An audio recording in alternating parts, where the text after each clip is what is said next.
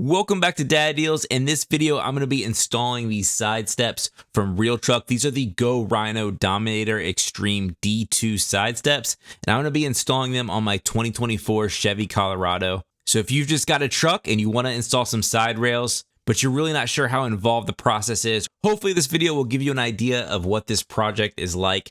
And I really think this is a DIY level project and not that hard. So stay tuned and I'll show you the whole process. So when I got the truck, I really didn't want one of those full length side steps and also didn't want to pay the dealer price for it. But as I lived with the truck, especially with having kids, having these side steps is kind of a must have. And I really like the way these drop down steps look as they give you a step for each door. So I reached out to realtruck and they were nice enough to send me these rails to do an install guide on them. And these are the Go Rhino, which is a realtruck brand. These are the Dominator Extreme D2 side steps. I'll have a link down in the description below. And I think these side steps just look great, as well as being super functional and are really just the perfect height to give you that step right up into the cab. So these steps are going to mount using 4 brackets on each side, and they're going to mount to the rocker panel on your truck. Keep in mind that the installation is going to be different depending on which truck you have. This again is the 2024 Chevy Colorado, and I believe it would be the same for the 2023 as well. But essentially you have 4 brackets again on each side.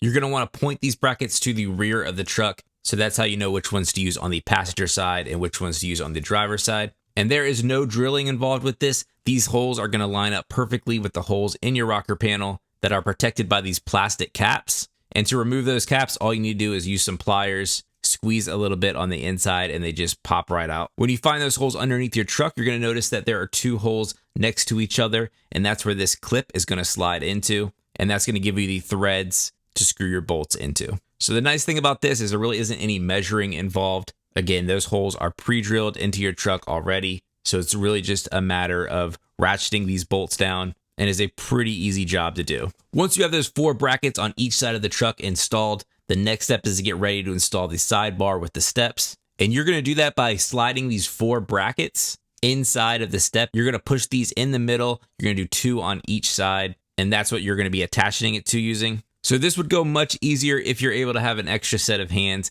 that can hold this bar in place. But if not, no big deal. That's what I'm going to be showing here. I did this all by myself, and I really found that using some jack stands worked perfectly to hold this in place and allow me to attach them without any issues. So there's going to be 2 bolts per bracket, but one thing you'll notice is there's actually 3 holes on the bracket that you slide into the side step. And a trick there that really wasn't in the instructions is when you're attaching that first bolt, use the second bolt to screw into the hole that you're not using, and then you can actually use that to pull the bracket flush up against the other bracket that's on the truck. So it just gives you that leverage that you're going to need to tighten down that first bolt. Then once that one's in, loosen up that bolt on that 3rd hole, take it out, and then you can put it in the other hole. So hopefully that makes sense. That really helped me out. It made the process go much faster and easier. But that's pretty much the whole process. Like I said, it's relatively straightforward. So you don't need to be scared about doing this. Don't pay those dealer prices on the side steps. You can totally do this by yourself. I really love the way these Dominator steps look.